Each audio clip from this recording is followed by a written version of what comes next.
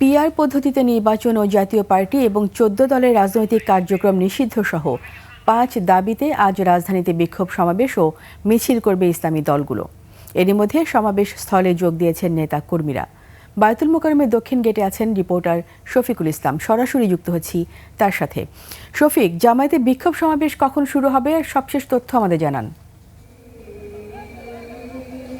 ধন্যবাদ।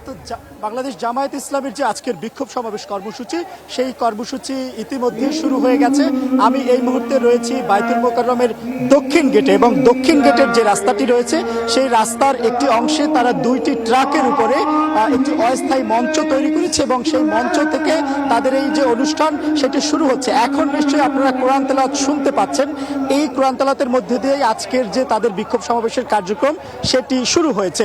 বাংলাদেশ জামায়াত ইসলামী মূলত জুলাই সনদের মাধ্যমে আগামী নির্বাচন, উভয় কক্ষে পিআর পদ্ধতি এবং জুলাই গণহত্যার দৃশ্যমান বিচার এবং ১৪ দল সহ জাতীয় পার্টির দৃশ্যমান বিচারের দাবিতে তারা আজকের এই কর্মসূচি পালন করছে। এবং দেখতে পাচ্ছেন এই কর্মসূচি যেহেতু শুরু হয়ে গেছে, এই জামায়াত ইসলামীর যারা দলীয় নেতাকর্মী রয়েছেন, সিনিয়র নেতৃবৃন্দ, তারা কিন্তু ইতিমধ্যেই মঞ্চে চলে এসেছেন এবং মঞ্চে তারা রয়েছেন। এখানে তারা মঞ্চে সিনিয়র নেতৃবৃন্দ যারা রয়েছেন তারা একে একে বক্তব্য দিবেন।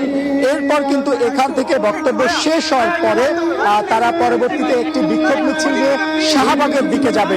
আজকের যে এই বিক্ষোভ কর্মসূচি, এই বিক্ষোভ কর্মসূচিতে জামায়াতের নায়েবে আমির ডক্টর সৈয়দ আব্দুল্লাহ মোহাম্মদ তাহের, তিনি প্রধান অতিথি হিসেবে যোগ দিয়েছেন।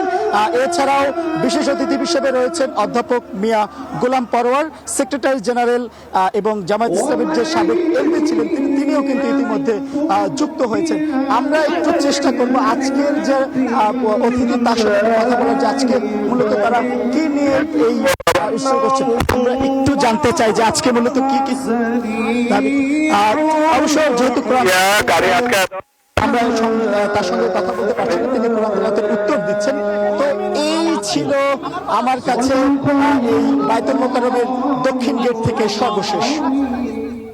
শফিক, আপনাকে অসংখ্য ধন্যবাদ। দর্শক দেখছিলেন বায়তুল মোকাররমের দক্ষিণ গেট থেকে এই মুহূর্তে পরিস্থিতি জানাচ্ছিলেন আমাদের সহকর্মী শফিকুল ইসলাম।